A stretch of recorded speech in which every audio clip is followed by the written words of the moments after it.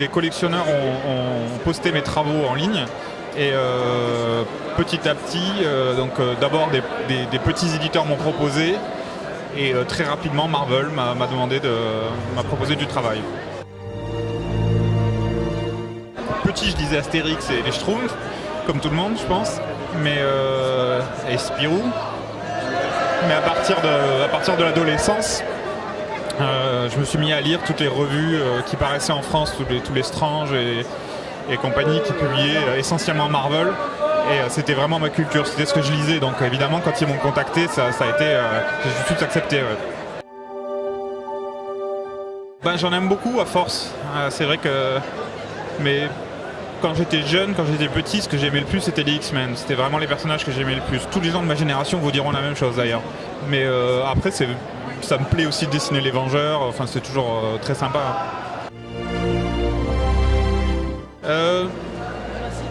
C'est-à-dire qu'on est très rapidement catalogué aussi, donc il s'est trouvé que j'en ai fait beaucoup au début, des personnages féminins, et du coup tout le monde m'a demandé. C'est pas spécialement que je préfère, mais on va dire que je me suis créé un peu une carrière là-dedans dans un premier temps. Bon, maintenant ça commence à s'estomper un peu parce que finalement Marvel, ils s'en moquent et ils me confient de la même façon un travail avec des personnages masculins que féminins indifféremment pour eux. Mais des petits éditeurs, par contre, dès qu'ils ont une héroïne, ils vont tendance à me contacter pour me faire des couvertures ou des trucs comme ça, quoi.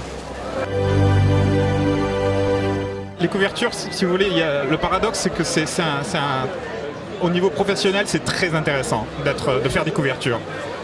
Ça demande un investissement en temps minime et c'est mieux payé que de faire des intérieurs. Ça offre une meilleure visibilité. Donc la tentation est énorme. Donc c'est vrai que je me suis laissé un peu prendre là-dedans pendant des années parce que c'était vraiment lucratif et puis que c'était intéressant. Mais à l'heure actuelle, je sature un peu quand même d'en avoir fait tellement. Bon, à la base, on fait quand même de la BD pour raconter des histoires. Donc je prends plus de plaisir quand même à faire des pages, à dessiner des pages que de dessiner des couvertures. Donc là, récemment, je suis revenu à ça. Marvel me propose depuis longtemps de faire des intérieurs, évidemment. Et le jour où je leur ai dit voilà, je suis disposé à en faire maintenant, ils m'ont tout de suite débloqué un bon projet et c'est ce que je suis en train de dessiner en ce moment.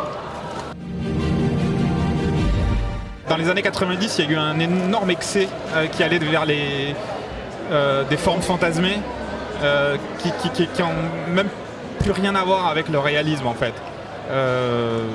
Et aujourd'hui, je crois qu'ils sont en train de corriger le tir. On peut dessiner des physiques idéalisées tout en restant dans des proportions correctes, quoi. Il n'y a pas besoin non plus de faire des obus aux filles, des pectoraux de malades aux types. On peut quand même garder des proportions réalistes. Et je pense que la tendance actuelle va vers ça. Et c'est certainement accentué dû au film.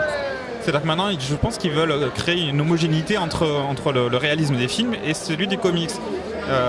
Ils ne nous demandent pas spécialement de coller aux acteurs, mais le fait qu'on dessine des gens qui ressembleraient plus à des personnes est évidemment intéressant pour eux.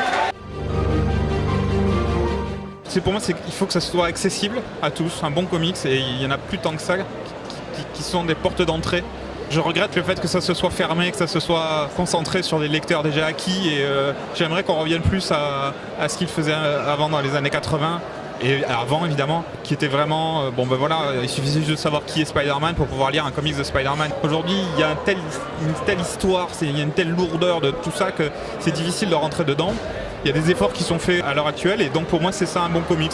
Il pose tous les personnages et crée une histoire intéressante avec un peu de chance, avec un bon dessinateur qui va rendre tout ça dynamique. De l'humour si c'est possible, parce que ça s'est terriblement pris au sérieux ces dernières années. Donc voilà, pour moi un bon comic c'est ça. Alors mes projets futurs pour l'instant, donc je suis en train de travailler sur une série qui s'appelle Uncanny Avengers, qui est un mélange entre les X-Men et les Vengeurs en fait, tout simplement. Et je dessine le premier annuel, c'est-à-dire un numéro qui paraît en plus de la série, qui arrive une fois par an, et donc je dessine le numéro 1. Et mes projets, ce que j'aimerais faire, j'aimerais faire une bande dessinée pour la France. J'ai été contacté par un scénariste reconnu qui, en plus de m'avoir flatté par son intérêt, m'a proposé un scénario vraiment intéressant pour la première fois. On m'a souvent proposé des choses pour la France, mais j'ai jamais été vraiment séduit. Et pour la première fois, on m'a proposé quelque chose qui m'a emballé à fond. Donc je pense que je vais faire ça en 2014. L'idéal, ça serait de pouvoir continuer à faire des comics en parallèle.